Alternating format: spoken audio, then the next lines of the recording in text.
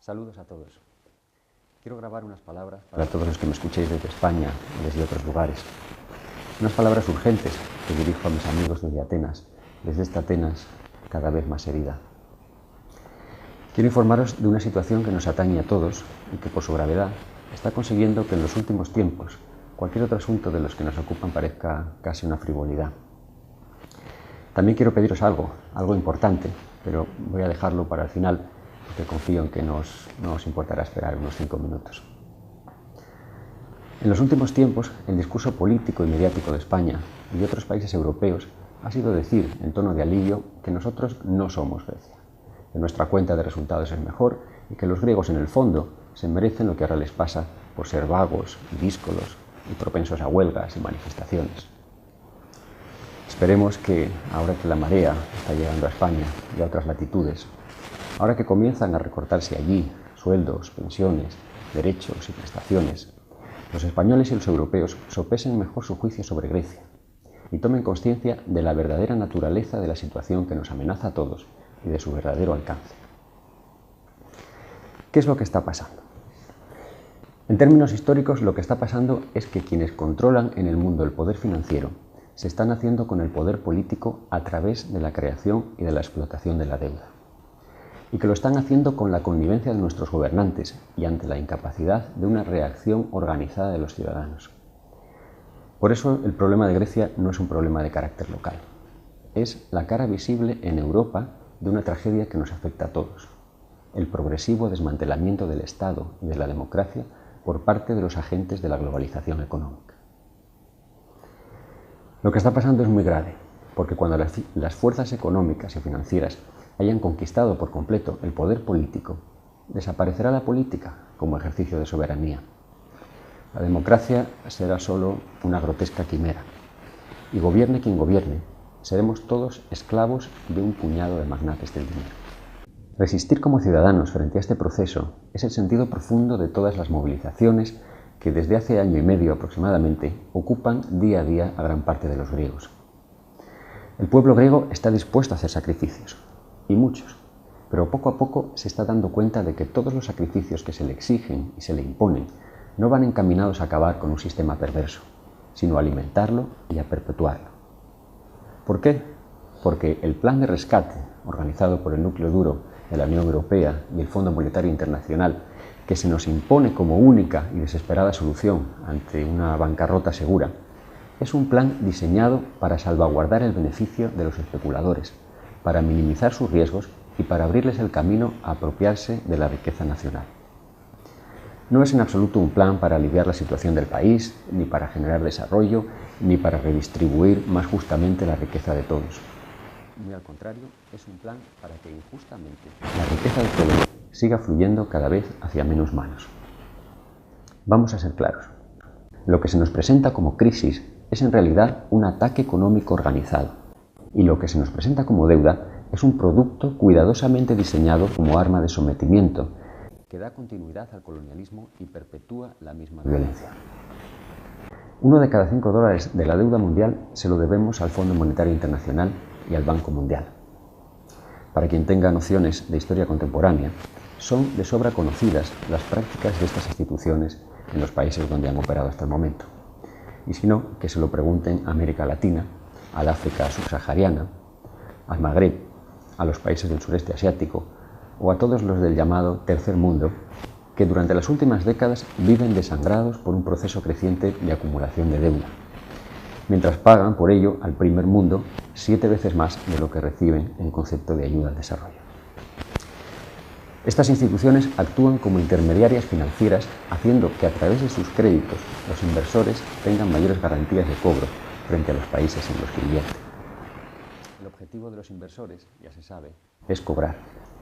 Pero como inversores privados no tienen ninguna garantía de que los países en los que invierten produzcan los esperados beneficios y el cobro llegue a hacerse efectivo. Están sujetos al riesgo de la apuesta y su derecho al cobro se limita tan solo a una parte de los beneficios y nunca, claro está, a una parte del patrimonio del país en el que invierte. Así pues, para cobrar con garantías, su objetivo es introducir en el país un agente de cobro capaz de transformar la especulación privada en deuda pública. Y esto es lo que hace desde su fundación el Fondo Monetario Internacional. Para conseguir esto hay que conseguir la connivencia de determinados políticos, y esto es lo que han conseguido en Grecia. Ahora, gracias al efecto conversor del Fondo Monetario Internacional, Grecia ya no le debe dinero a los especuladores privados directamente, sino a otros estados, lo que hace el impago más complicado. Y ahora hay que responder a esta dudosa deuda con el sudor de los contribuyentes y, lo que es más atractivo para los inversores, con la riqueza nacional, que el propio gobierno se ha encargado de comprometer como aval, más allá de lo inalienable en el texto de los protocolos que hace poco acaba de firmar. Vamos a ver, ¿es Grecia el país más endeudado de Europa o del mundo, como quieren hacernos creer desde hace tiempo? Por supuesto que no. En deuda externa en millones de dólares ocupa el puesto 18. En deuda externa con relación al Producto Interior Bruto ocupa el puesto 9. Y en deuda per cápita ocupa el puesto 15, muy por detrás de Francia, Alemania, Inglaterra o Suiza, e incluso a bastante distancia de España. Tampoco ocupa el primer puesto en cuanto a endeudamiento privado, ni en cuanto a gasto público, ni siquiera en cuanto a número de funcionarios. Eso sí, es el país de Europa con más alto índice de precios al consumo en artículos de primera necesidad. Y la mayoría de los griegos llevan mucho tiempo teniendo que recurrir a la familia, al pluriempleo y al trabajo precario para poder llegar a fin de mes. ¿Qué es entonces esa deuda? Esa deuda, en nombre de la cual Grecia está siendo obligada a contratar el mayor préstamo de la historia de la humanidad, es en un 90% bonos del Estado. Y los bonos del Estado no son exactamente deuda, son mecanismos de inversión, libremente negociables en el mercado de valores, es decir, apuestas con dinero en las que se puede ganar o perder, y en esto hay una gran diferencia. Actualmente el capital que se mueve en el mercado de préstamos a nivel mundial es de 1.000 billones de dólares, 1.000 billones de dólares, mientras que la producción anual del planeta es solo de 57. Esta abismal diferencia es lo que explica, es la causa del endeudamiento del mundo.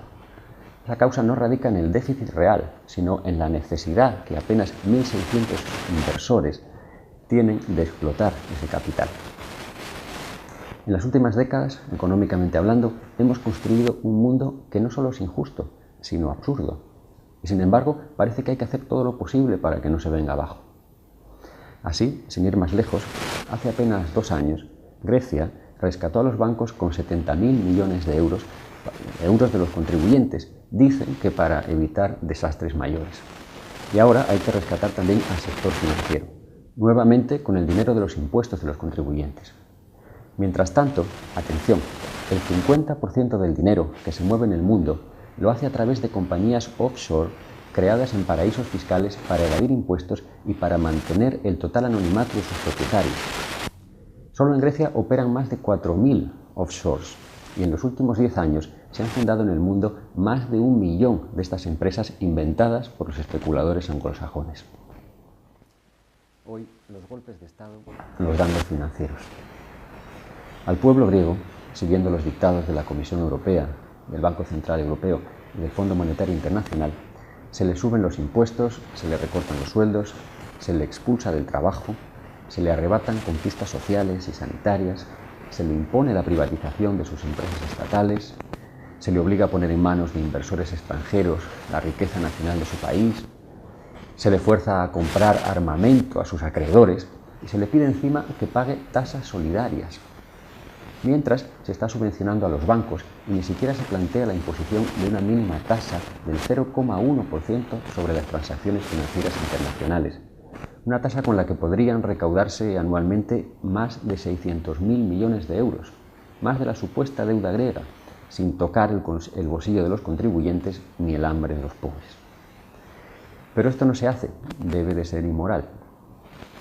Mientras el mundo funcione así, ni los políticos ni los financieros tienen autoridad moral para imponer los sacrificios que pretenden. ¿Y qué podría hacerse? Me diréis. ¿Qué es lo que no se hace? Ante todo, a lo que está llamada la ciudadanía europea, si es que existe, en Grecia, en España y en todos los países de Europa, es hacer frente común contra el abuso. es a exigir a los gobiernos que frenen a los especuladores o que se vayan a casa, que obliguen a los inversores a asumir el riesgo de sus descabelladas operaciones, en vez de acudir en su auxilio con el dinero público cada vez que sea necesario para que siempre salgan ganando.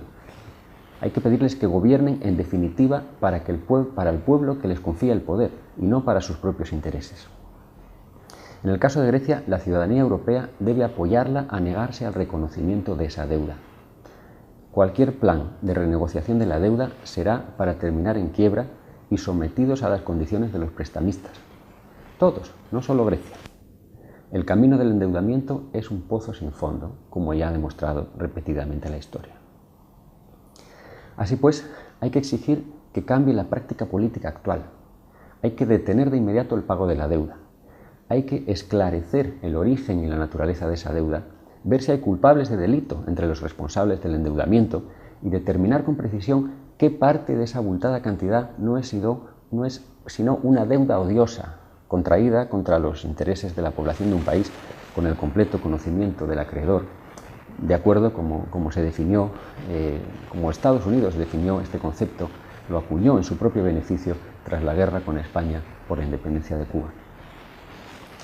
Y una vez esclarecido todo esto, una vez castigados los culpables, se decidirá entonces con serenidad y justicia por medio de qué préstamos, de qué ventas o de qué nuevas medidas habrá que hacer frente a la deuda legítima.